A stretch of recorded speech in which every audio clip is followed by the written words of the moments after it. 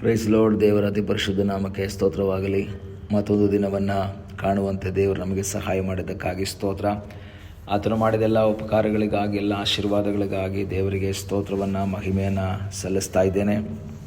ಇಂದಿನ ವೇದ ಅಧ್ಯಯನಕ್ಕಾಗಿ ಒಂದು ವಾಕ್ಯವನ್ನು ಓದಿಕೊಳ್ಳೋಣ. ಯೆಶಾಯ ಪ್ರವಾದನೆ ಗ್ರಂಥ 37ನೇ ಅಧ್ಯಾಯ 14ನೇ ವಾಕ್ಯ. ಹಿಜ್ಕೀಯನು ಆ ದೂತರು ತಂದ ಪತ್ರವನ್ನು ತೆಗೆದುಕೊಂಡು ಓದಿದ ನಂತರ ಯೆಹೋವನ ಆಲಯಕ್ಕೆ ಹೋಗಿ ಅದನ್ನು ಯೆಹೋವನ ಮುಂದೆ ತೆರೆದಿಟ್ಟು.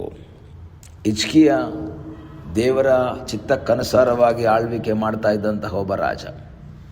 36ನೇ ಅಧ್ಯಾಯದಿಂದ ನಾವು ಓದಬೇಕಾದ್ರೆ ಹಿಜ್ಕೀಯ ಆಳ್ವಿಕೆ ಮಾಡುತ್ತಾ ಭಾಳ ಸಂತೋಷವಾಗಿ ಮುಂದೆ ಸಾಗ್ತಾ ಇರುವಾಗ ಅಶ್ಶೂರ್ ದೇಶದ ರಾಜನಾದ ಸನ್ಹೆರೀಬ ಬಂದು ಯಹೂದ ಪ್ರಾಂತವನ್ನು ಆಕ್ರಮಣ ಮಾಡ್ತಾನೆ.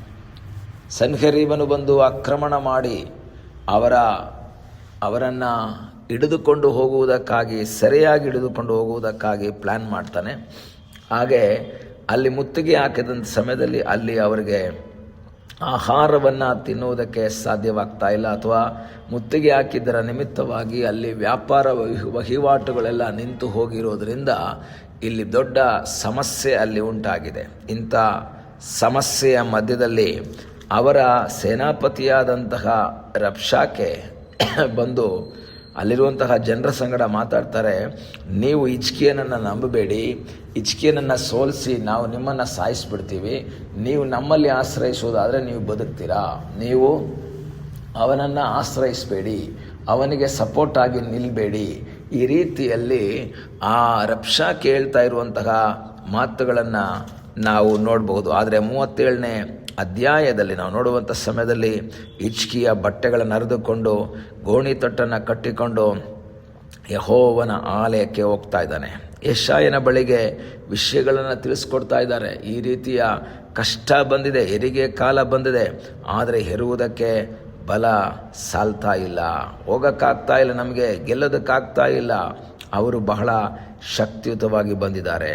ಹಿಜ್ಕೀಯನಿಗೊಂದು ವಿಷಯ ಗೊತ್ತಾಯಿತು, ಇಲ್ಲ ನಾವು ಯುದ್ಧಕ್ಕೆ ಹೋದರೆ ಸೋಲೋದು ಗ್ಯಾರಂಟಿ, ನಾವಾಗಿ ಯುದ್ಧ ಮಾಡೋಕ್ಕೆ ಹೋದರೆ ಸೋಲೋದು ಗ್ಯಾರಂಟಿ, ನಾವು ದೇವರಲ್ಲಿ ಆಶ್ರಯಿಸೋಣ ಎಂಬ ಒಂದು ತೀರ್ಮಾನಕ್ಕೆ ಬಂದಂತಹ ಆ ಒಂದು ಸಮಯದಲ್ಲಿ ಅವರು ಯುದ್ಧಕ್ಕಾಗಿ ಬಂದಾಗ ಇವನು ನಿರಾಶನಾಗಿ ಇದ್ದಾನೆ. ಆದರೆ ಅಲ್ಲಿ ಲಾಕೀಷನ್ನು ಬಿಟ್ಟು ರಬ್ಷಾಕೆ ಹಿಂದಿರುಗಿ ಹೋಗುವಾಗ ದಾರಿಯಲ್ಲಿ ಅಶ್ಶೂರದ ಅರಸನು ಲಾಕೀಷನ್ನು ಬಿಟ್ಟು ಹೋದನೆಂಬ ವರ್ತಮಾನ ಕೇಳಿ ಅಲ್ಲಿ ಹೋಗಿ ಅವನನ್ನು ಕಂಡುಕೊಳ್ತಾನೆ.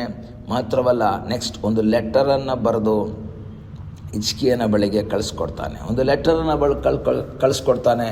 ಈ ಲೆಟರ್ನಲ್ಲಿ ಬರೆದಿದ್ದಾನೆ, ನಾವು ಬರ್ತೀವಿ, ಯುದ್ಧ ಮಾಡ್ತೀವಿ, ನಿಮ್ಮನ್ನು ಹಾಳು ಮಾಡ್ತೀವಿ, ನಿಮ್ಮ ಮೇಲೆ ಜಯಶಾಲಿಗಳಾಗ್ತೀವಿ ಎಂಬುದಾಗಿ ಲೆಟ್ರ್ ಕೊಟ್ಟಾಗ ಈ ಲೆಟ್ರನ್ನು ತಗೊಂಡು ಅವನು ಓದಿದ ನಂತರ ತಕ್ಷಣ ಮಂತ್ರಿಗಳನ್ನು ಕರೆದು ಯಾವ ಕಡೆಯಿಂದ ಯುದ್ಧ ಮಾಡೋಣ, ಎಲ್ಲಿಗೆ ಹೋಗೋಣ, ಎಷ್ಟು ರಥ ಬೇಕು, ಎಷ್ಟು ಕುದುರೆ ಬೇಕು, ಎಷ್ಟು ಸೈನಿಕರನ್ನ ಕರ್ಕೊಂಡು ಹೋಗಬೇಕು ಅಂತ ಮಂತ್ರಿಮಂಡಲವನ್ನು ಕರೆದು ಚರ್ಚೆ ಮಾಡ್ತಾ ಇಲ್ಲ. ಲೆಟ್ರನ್ನು ಓದಿ ಆಲಯಕ್ಕೆ ಹೋಗ್ತಾ ಇದ್ದಾನೆ.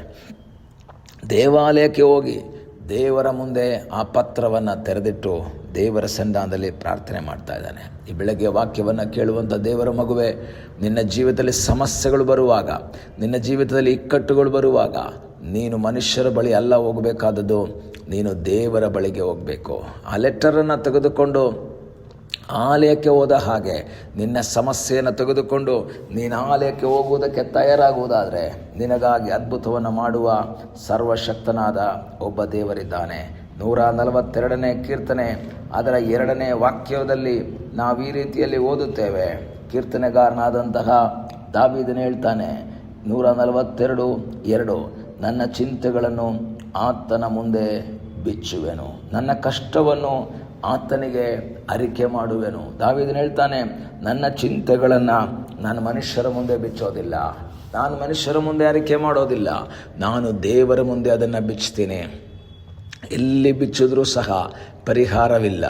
ಅವರು ನಮ್ಗೆ ಅವಮಾನ ಮಾಡ್ತಾರೆ, ನಿಂದಿಸ್ತಾರೆ. ಆದರೆ ದೇವರ ಸನ್ನಿಧಾನದಲ್ಲಿ ಅದನ್ನು ಬಿಚ್ಚೋದಾದರೆ, ಆ ಗಂಟನ್ನು ದೇವರ ಸನ್ನಿಧಾನದಲ್ಲಿ ಬಿಚ್ಚೋದಾದರೆ ಆತನು ನಿನಗೋಸ್ಕರ ಅದ್ಭುತವನ್ನು ಮಾಡ್ತಾನೆ. ದಾವೀದನ ಮಾತುಗಳೇನು? ನನ್ನ ಚಿಂತೆಗಳನ್ನು ದೇವರ ಮುಂದೆ ನಾನು ಬಿಚ್ತಾ ಇದ್ದೇನೆ, ನನ್ನ ಚಿಂತೆಗಳನ್ನು ಆತನ ಮುಂದೆ ನಾನು ಬಿಚ್ಚುತ್ತೇನೆ. ಮಾತ್ರವಲ್ಲ ನನ್ನ ಕಷ್ಟವನ್ನು ಆತನಿಗೆ ಅರಿಕೆ ಮಾಡ್ತೇನೆ. ನನ್ನ ಕಷ್ಟಗಳನ್ನು ಅರಿಕೆ ಮಾಡುವುದಕ್ಕಾಗಿ ನನಗೊಂದು ಜಾಗ ಇದೆ.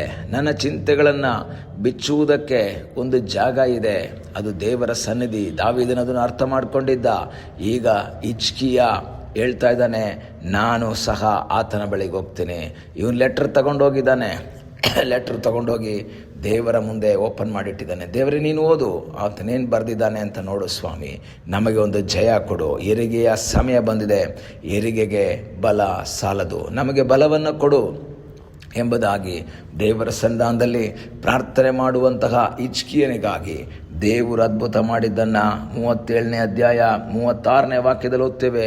ದೇವರು ಒಬ್ಬ ದೂತನನ್ನು ಕಳುಹಿಸಿ 1,85,000 ಜನರನ್ನು ಸಾಯಿಸಿದ್ದಾದರೆ, ನಿಮ್ಮ ಜೀವಿತದಲ್ಲಿ ನಮ್ಮ ಸಮಸ್ಯೆಗಳನ್ನು ಆತನ ಮುಂದೆ ಬಿಚ್ಚೋಣ, ನಮ್ಮ ವೇದನೆಗಳನ್ನು ಆತನ ಮುಂದೆ ಇಡೋಣ, ಆತನ ಮುಂದೆ ಅರಿಕೆ ಮಾಡೋಣ. ನಮಗಾಗಿ ಅದ್ಭುತ ಮಾಡುವ ಸರ್ವಶಕ್ತನಾದ ಒಬ್ಬ ದೇವರಿದ್ದಾನೆ. ಕಣ್ಣುಗಳನ್ನ ಮುಚ್ಚೋಣ, ಪ್ರಾರ್ಥನೆ ಮಾಡೋಣ. ನಮ್ಮನ್ನು ಬಹಳವಾಗಿ ಪ್ರೀತಿ ಮಾಡುವ ಪರಲೋಕದ ತಂದೆಯಾದ ದೇವರೇ, ಈ ಸಮಯಕ್ಕಾಗಿ ಸ್ತೋತ್ರ. ಈ ಸಮಯದಲ್ಲಿ ಮತ್ತೊಂದು ಆವರ್ತಿಸಲು ಬಂದಿದ್ದೇವಪ್ಪ.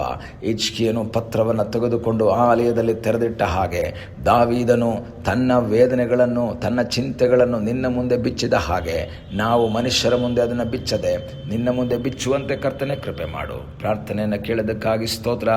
ಯೇಸುವಿನ ನಾಮದಲ್ಲಿ ತಂದೆಯೇ, ಆಮೇನ್. God bless you.